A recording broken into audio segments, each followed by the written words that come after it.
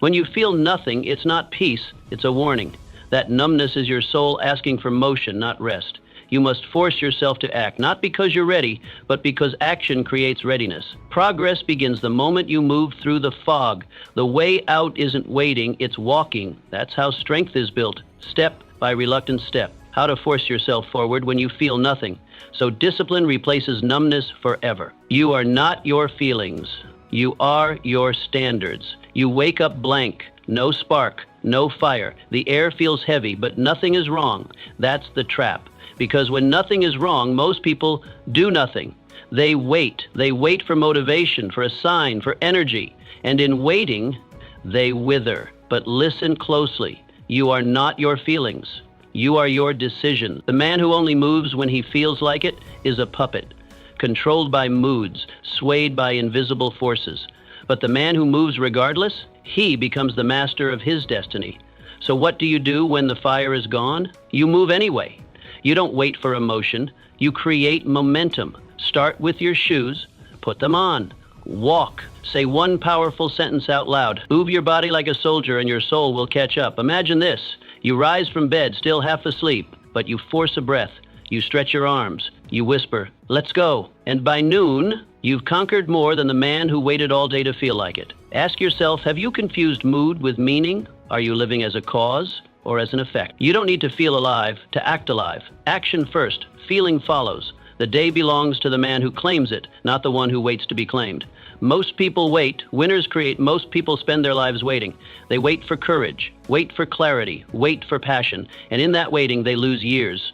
You weren't born to wait. You were born to work, to build, to create. The difference between the man who wins and the man who wanders is simple. One moves through resistance. The other moves only when it's easy. When nothing excites you, you create your own spark. Not by talking, not by hoping, but by doing something difficult, deliberately. That's when you shift. When most people lean back, you lean in. What do you do when you feel nothing? You make a list. You command your feet. You speak life into the day. You speak power, even if your voice shakes. Picture yourself walking into a room. No one's clapping, no one's calling, but you straighten your back. You set the tone. You act like it matters, because it does. Do you really want to be the person who only acts when life is easy? Or will you become the one who builds while others break? Most men wait for opportunity to find them, but you build the door. The body leads, the mind follows. Your mind might feel foggy, but your body, it's a machine. And machines don't run on emotion, they run on command. So when your head feels heavy, lead with motion. Movement is medicine. When you force yourself to act, to lift, to walk, to speak, you begin to change your chemistry. Stillness breeds more stillness. Action breaks the chain. Most people sit, they stare, they sulk, but not you. You rise. When nothing makes sense, do something that does. Make your bed, sweep the floor, run up a hill. Not because it fixes everything, but because it starts something. You don't have to feel ready to act. You act until you feel ready. Your ancestors didn't wait for motivation to plow the field. They moved, they built, they endured, and in that, they found strength. So imagine this, you feel nothing, but you walk outside anyway. You speak a truth aloud. You stand taller. Your breath deepens. Suddenly you remember, this is what power feels like. You can't think your way out of a hole, but you can climb out, one motion at a time. So ask yourself, is your body waiting for your feelings, or are your feelings waiting for your movement? Discipline is stronger than mood. Every person who's ever accomplished something meaningful has at one point or many done it without wanting to. They didn't feel like it. They weren't motivated, but they moved. That's the truth no one wants to hear. We glorify passion. We romanticize inspiration. But when the moment came, when it mattered most, what they felt didn't matter. What mattered was what they chose. Victory belongs to the one who acts without applause, without a rush of energy, without a perfect reason. Because discipline isn't loud, it's not emotional, it's a quiet vow you keep, especially when nothing inside you wants to keep it. Feelings are weather, discipline is structure. Feelings drift, discipline anchors. If you rely on how you feel, you'll start and stop 1,000 times. But if you rely on what you decided, you'll finish every time. That's what separates those who merely try from those who become. Discipline doesn't ask, do you feel like it today? It says, do it anyway. Every link you add to that chain makes you stronger. You don't need louder motivation. You need deeper commitments. The kind you honor without drama, without audience, without delay. Most people need to feel good to move, but winners move and then feel good. That's the system. If the alarm rings, they rise. If the task is there, they attack it. They don't bargain with laziness. They don't justify inaction, and they don't seek excuses. They seek completion. You've done this before. You've lifted yourself when you were drained. You've delivered when no one saw you. That wasn't luck. That was a flash of your real self, the disciplined, grounded version. Now imagine if that version led every day. Picture this. You're out in the cold rain, no coat, no cover. The weak run for shelter. But you walk steady, focused, because you're not here for comfort. You're here for completion. And when others quit, you continue. Not because it feels good, but because you said you would. That's power. That's freedom. When your actions are no longer tied to emotions, you become unstoppable. Ask yourself, who are you when no one's watching? What would your life look like if you stopped waiting to feel ready and just acted? You weren't made to obey your feelings. You were made to forge them. Burn that truth into your habits, into your walk, into your name. Every morning is war. Win it early. There's a battle every single morning, and it begins the moment your eyes open. No announcements, no warning, just a question. Will you command this day or will you submit to it? Most people, they surrender before they even stand. They reach for the snooze. They drift. The day claims them before they even rise to claim themselves. But you must become different. You must strike first. Before the doubt creeps in, before the noise of the world starts banging on your door, power belongs to the one who moves first. Not the strongest, not the loudest, but the fastest to act. You don't wait to feel ready, you become ready. The moment you open your eyes, speak power. Not complaints. Don't ask how the day feels. Decide how you'll show up. Don't check the weather, be the weather. Storm through the resistance. Wake with command in your tone and certainty in your step. You build a ritual so strong it pulls you into greatness before the world even wakes up. That ritual becomes your armor, your first line of defense, your sacred hour, where the day bends to your will. Start simple, start strong. Begin with 3 weapons: a powerful thought, a purposeful movement, and an unbreakable decision. That's all it takes to win the first hour. And the one who wins the first hour, they win the whole day. One powerful thought programs your mind. One small movement charges your body. And one decision, kept without compromise, builds the muscle of trust in yourself. This is the battle plan. You don't leave the first hour to chance. You engineer it. Picture this. A man rises before dawn. He sharpens his blade, his mind. Before the birds sing, he's reading, writing, lifting, breathing. Before the sun sees him, he's working. While the rest still wander through sleep, he's advancing. By the time others start moving, he's already winning. Now picture another. Still in bed, still snoozing. The sun rises on both, but only one rises with it. By noon, one is miles ahead. And it's not luck, it's not talent, it's morning warfare. The difference between glory and regret is found in that first hour. You must choose. Will the day happen to you, or will you happen to the day?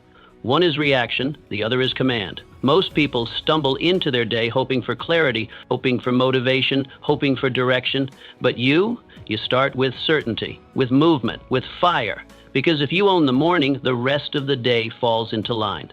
Ask yourself, are you the kind of person who waits to be moved, or the kind who moves first and lets the world catch up? You don't need emotion. You need a mission. Most people misunderstand where true power comes from. They think emotion is the engine. They wait to feel excited, feel ready, feel motivated. But emotion is smoke.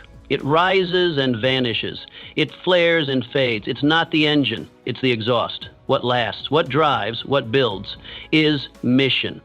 Mission gives you the reason to act when nothing feels right. Mission doesn't care if you're tired. It doesn't ask how your day is going. It just whispers, get up, keep going, we've got work to do. Without a mission, every task feels heavy, every hardship feels unfair. You look for shortcuts, you start and stop. But with a mission, even pain becomes holy. Exhaustion becomes sacred. There's a difference between suffering aimlessly and suffering with purpose. You don't need fireworks in your chest every morning. You need a North Star, something worth pushing for, when your legs tremble, when no one is watching, when the rewards feel far away. That's when your mission does its greatest work, by holding you still when emotion would have blown you off course. A person with no mission is like a feather in the wind. light, fragile, directionless. They move wherever life blows. One bad day, they're down. One critic, they quit. One delay, they drift. But a person with purpose, they become the wind. They cut through excuses. They move with power, not panic. They aren't tossed. They tread forward. They don't chase comfort. They chase completion. And because they're anchored to something deeper, they can outlast those who live on feeling alone. So ask yourself, what drives you? What mission is worth waking up for even when your body says no? Is it your family's future, your freedom, the fire to create something that no one else believes in but you?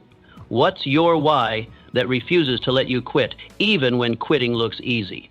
If you can't answer that, nothing else will hold. But once you do, everything else aligns. Now imagine waking up with that mission stamped into your chest. You don't crawl into the day, you charge. You already know what must be done. The weather doesn't matter. Your feelings don't matter. Someone's opinion doesn't even register. You wake with direction. You move with authority. You endure with joy. Because the pain has a purpose. Nothing is more energizing than knowing you're not wasting time, you're fulfilling a calling. That's why your mission must be written down, clear, unshakable. Read it every morning. Tattoo it on your mind. Let it burn in your bloodstream. When you feel low, read it again. When you feel empty, speak it aloud. When you feel distracted, return to it. Because emotion will betray you. Motivation will run late. But mission?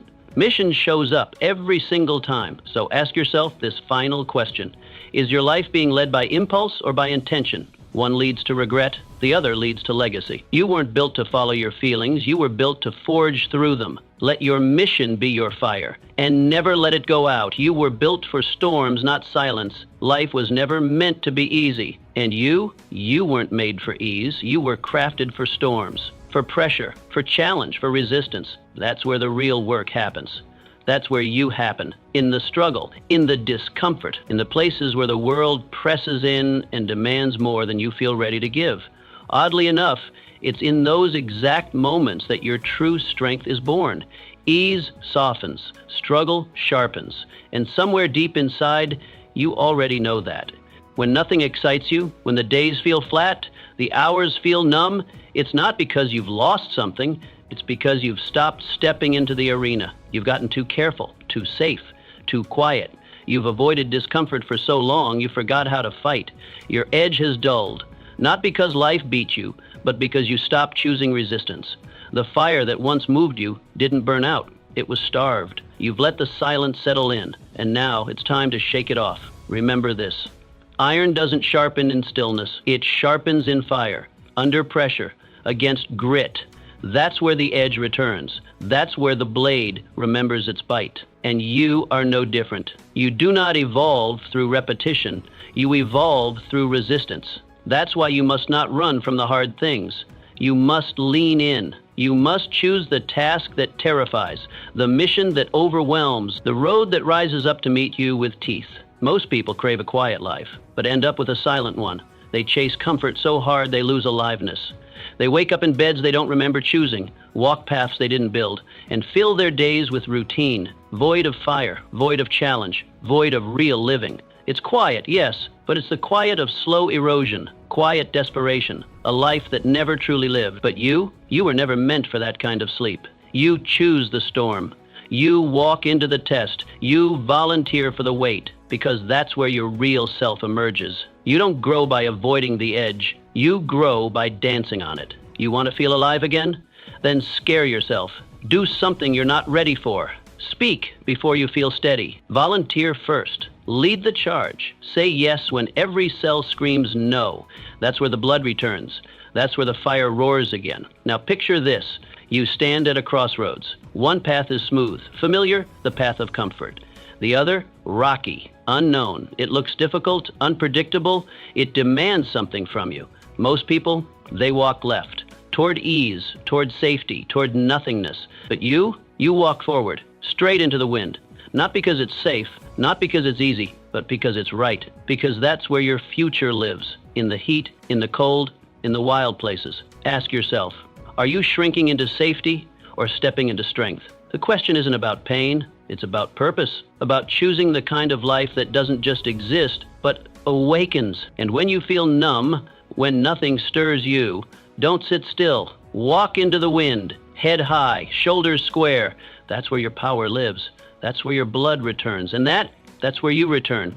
You can build momentum out of nothing. The most powerful people in history didn't begin with motivation.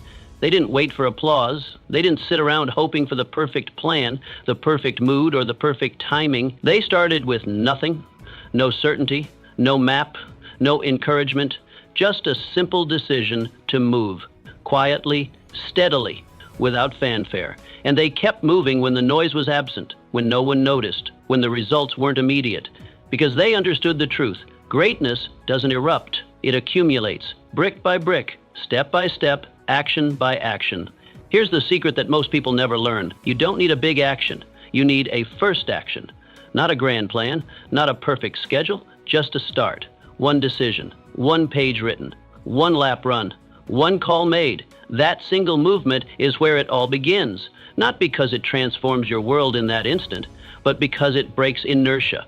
And once you defeat inertia, momentum becomes your ally. Not through force, but through consistency. Momentum isn't built through massive effort. It's built through unbroken effort. What matters most is not how much you can do today, it's whether you'll still be doing it tomorrow. Tiny, consistent effort outpaces scattered intensity. And something strange happens once you start.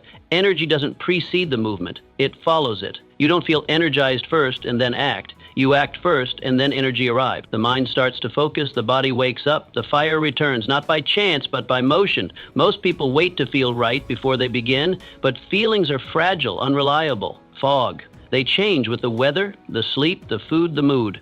If you trust them to move, you'll stay still. But if you move despite them, you'll discover clarity. Because movement creates feedback. Action generates direction. One small act opens a path you couldn't see before. And once you see that path, you rise. Not because you were ready, but because you refused to stay down. Imagine this. You sit alone. The day feels hollow. The room is quiet. There's no rush of inspiration, no divine signal, just you and the next moment. But instead of waiting, you move. You pick up your notebook. You sketch a messy idea. You write a single sentence. You stand and stretch. You take a slow walk. You breathe with intention. One tiny act, then another. And by sunset, you've created something from nothing. You didn't need a miracle. You just needed movement. This is the principle that separates the builders from the dreamers, the finishers from the waiters. Dreamers hope, builders do. And they do it even when it feels small, especially when it feels small. Because they know every great creation, every empire, every book, every transformation began with one unremarkable act. One decision made on a day that didn't feel special. The world doesn't reward potential, it rewards traction. And traction is earned by doing something today, no matter how little it seems. Ask yourself now, how many days have you lost waiting for a perfect one? How many mornings slipped by because you didn't feel in the zone? How many ideas died unborn because you didn't take the first step? The truth is, you don't need more time. You don't need better feelings. You don't need a breakthrough. You need traction. You need that first inch forward. That first brick placed, that first drop of sweat. The rest will follow. The energy, the rhythm, the focus, the wins, all of it comes after the first move, but not before. So stop waiting. Don't wait for clarity. Move until it arrives. Don't wait to feel strong. Act until you become it. Start small, start now. And never stop, because once you begin, momentum becomes your companion, and momentum turns the impossible into the inevitable. Weakness leaves when discipline enters. Every person has weakness, every one of us. Doubt, laziness, fear, the urge to quit. It lives in the background, always looking for an opening, and it will win if you feed it. But the disciplined person, they don't feed it. They don't water it with excuses. They don't sit down and reason with it. They starve it completely, not with rage, but with silence. They ignore its cries. They outlast its temptations. And day by day, it grows weaker until it can no longer rise against them. Discipline is not about being perfect. It's not about waking up in a perfect state of mind or feeling motivated 365 days a year.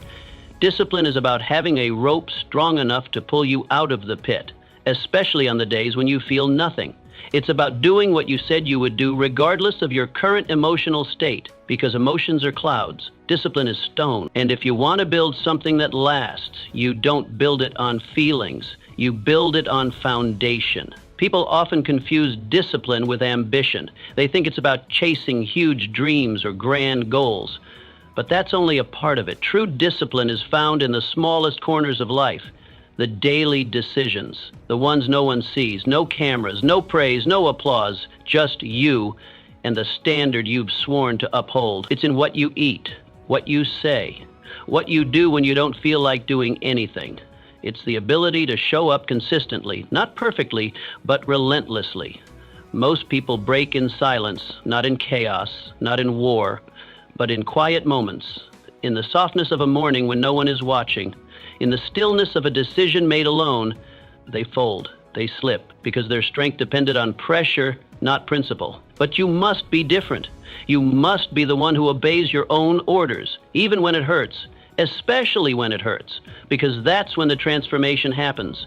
Not when it's easy, but when it's unbearable and you stay the course. Imagine this. You're standing in front of a task you hate. There's no excitement, no thrill, just the grind. You look at it, you feel nothing, but you step forward anyway. You begin. Maybe slow, maybe clumsy, but you begin. That act right there is everything. That's what changes you, not the task itself, but your refusal to escape it. Slowly, the task begins to lose its grip. Its weight diminishes. You grow, not because it got easier, but because you got stronger.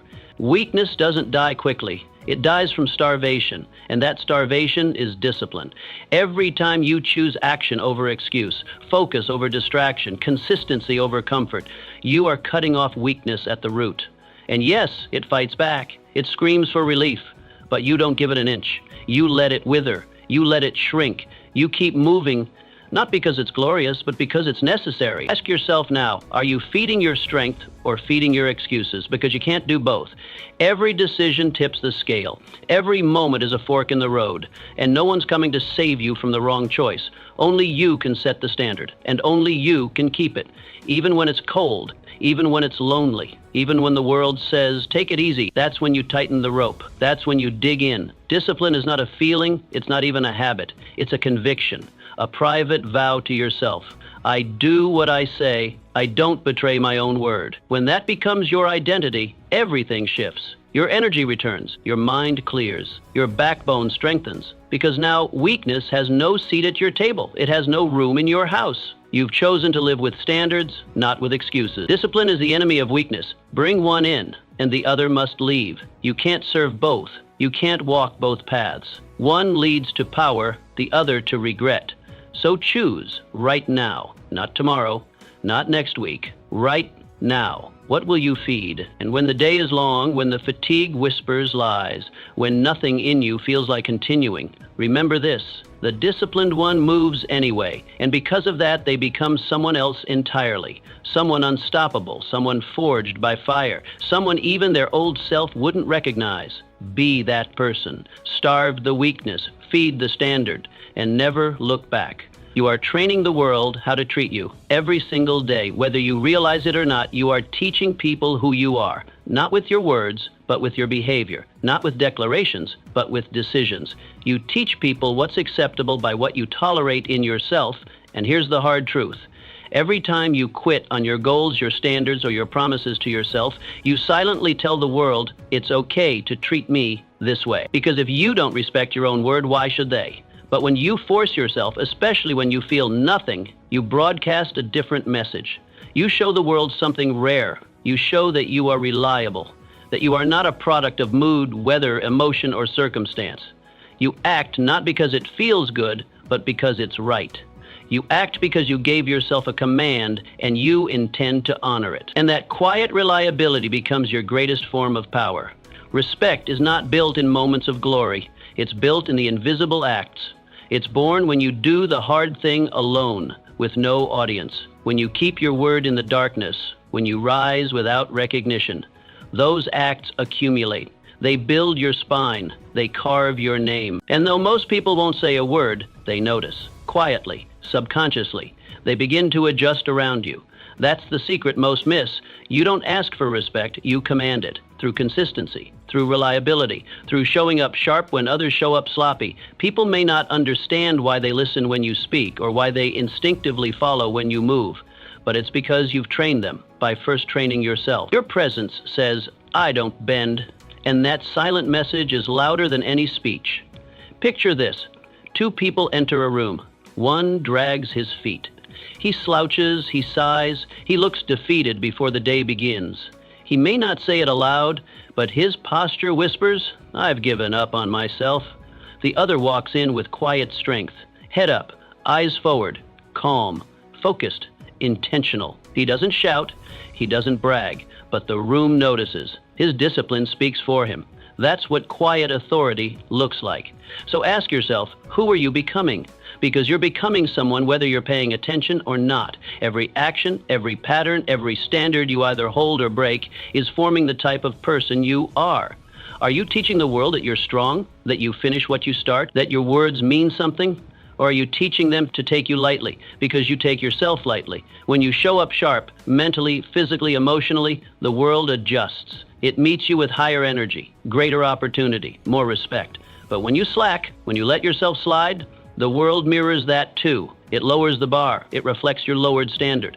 That's why you must start with you. Before you try to change how others treat you, change how you treat you. You want your boss, your peers, your clients, your friends, your family to take you seriously? Then take yourself seriously. Show them day by day that you are not to be doubted.